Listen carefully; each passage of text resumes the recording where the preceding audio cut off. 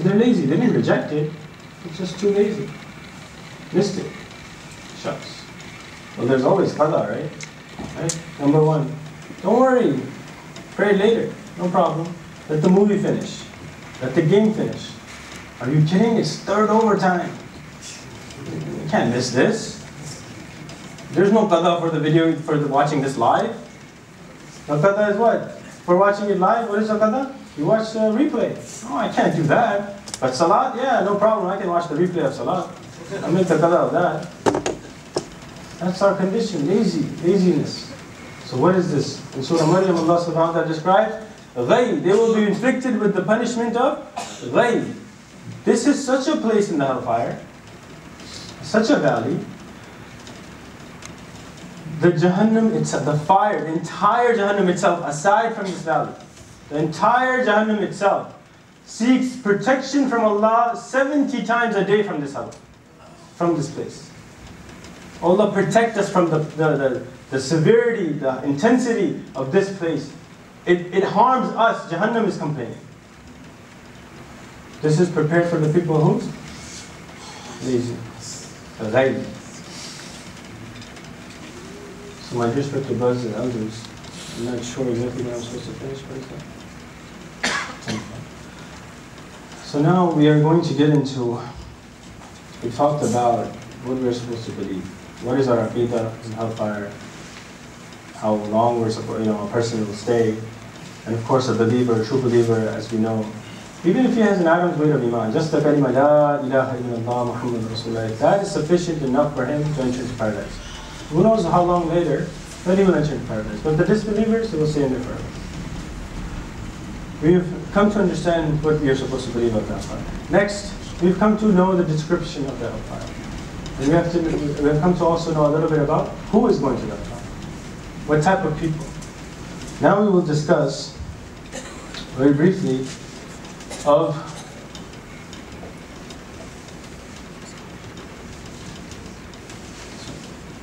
we will briefly discuss practically how to avoid hellfire. We have to put it into our context. In our day and age, in our time, we have to be able to apply this and know where we stand and how we're supposed to face and prevent ourselves from this hellfire. And this is really the point that we're supposed to derive while reading the Quran, or reading the Hadith of Rasulullah, or listening to a lecture, how I can practically take something out of this story. I know this is, the fear, I have to fear Allah. I know that this fire is dangerous, I don't want to be there. But it's just not enough to just hear about it. You have to now figure out, take the steps, practically, and that's how the Sahabas were. They were amazing people, practical people you can never imagine. Not theoretical, practical people that took it and ran with it and knew exactly how to implement it.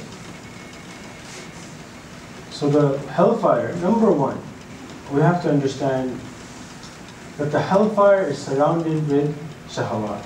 It's surrounded with shahawat, desires, lust, things that we like, things our nafs loves, things shaitan wants us to go towards, surrounded. And it comes in a narration, Hadith al-Qudsi, where Allah subhanahu wa ta'ala asked Jibreel al-Islam, go and look at paradise. Jibreel al-Islam looks at paradise and says, and comes back and says, what did you see? He said, so amazing things, it's beautiful how you prepared it for the believers. He said, Allah subhanahu wa ta'ala says, well, after hearing about this, do you think anyone will go into paradise? He said, everyone's going to want to go to paradise. I was okay, go ahead, go to hellfire, take a look at it. So the Jibreel al-Islam goes, takes a look at the hellfire. It's so horrible. It's like, well, Allah, this is horrendous. It's the intensity, the heat, so difficult, unbearable. People will suffer and die in there again and again, come to life. This is too much for them to handle.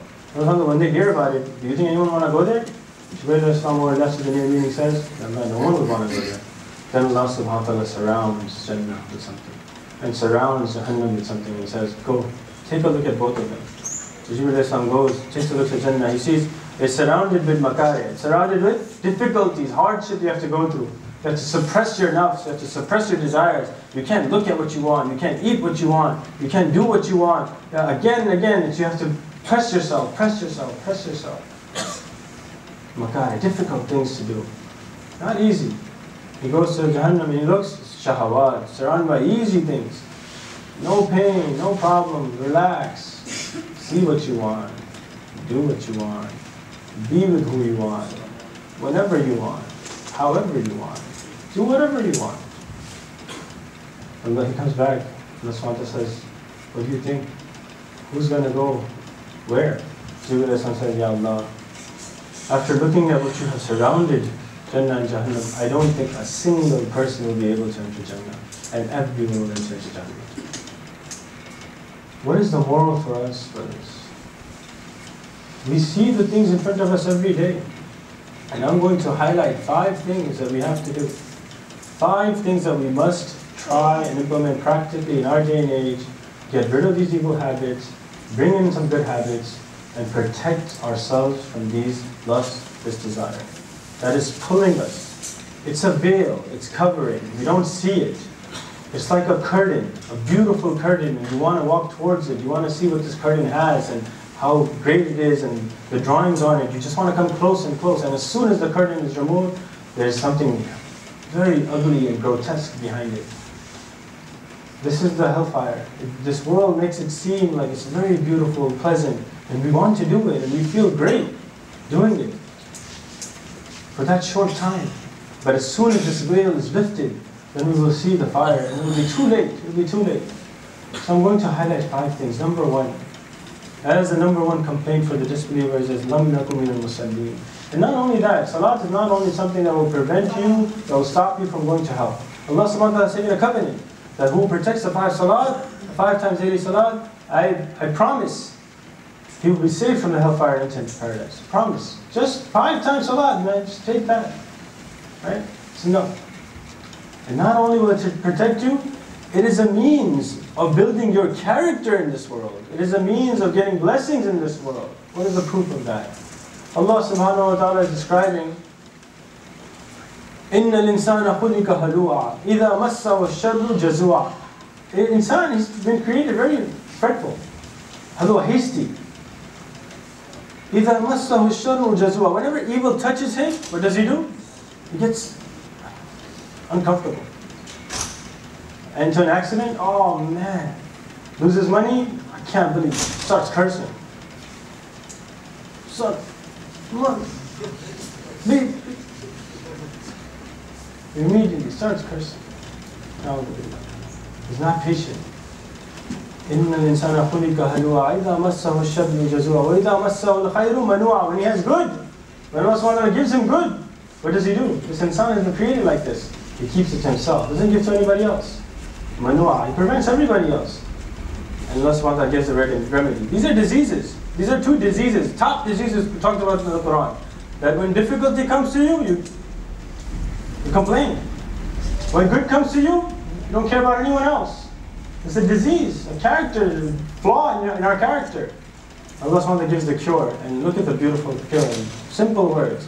إِلَّا الْمُصَلِّينَ إِلَّا الْمُصَلِّينَ إِلَّا الْمُصَلِّينَ. Echoed throughout the Quran, describing difficult characters of people, the bad characters of people. Allah subhanahu wa ta'ala answers it very beautifully. إِلَّا الْمُصَلِّينَ.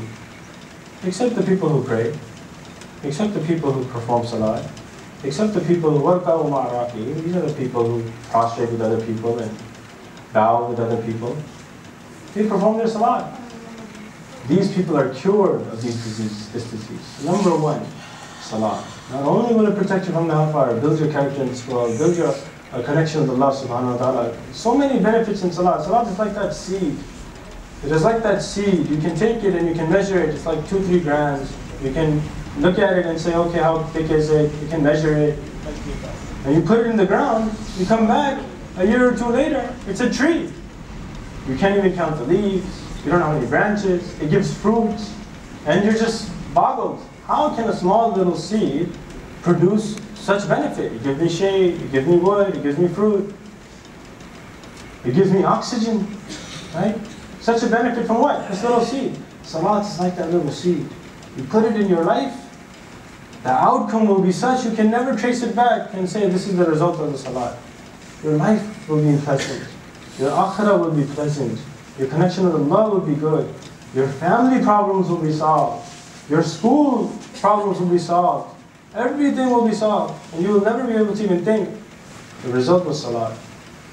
The result was salat. Salat. You brothers are in high school, colleges, MSAs, whatever. Make the effort. Make the effort. Just to practically tell you, not to brag. But in my times when I was in high school, yeah, it was difficult. It was tough. Right? Went to Newtown High School. How many of you know Newtown High School? I feel bad for you. But went to Newtown High School. And my classes schedule was such I couldn't make Jummah. It was difficult. So I went to the principal, took a Laura. And he sounds scary. But anyway, went to him and I asked him if I can get off. My schedule, either I can get off, I'll make up the work, or my schedule can change. Flat off. No way, get out. So get out of my office. His excuse, number one excuse, which is something you can't argue with. If I give it to you, other people are going to ask. People are going to do this over different things. Sadly. But alhamdulillah, there were people who were praying for me, there were people around that, were there for me. Gave me good advice. I didn't stop. Went to the assistant principal. Asked her, I'm having this problem.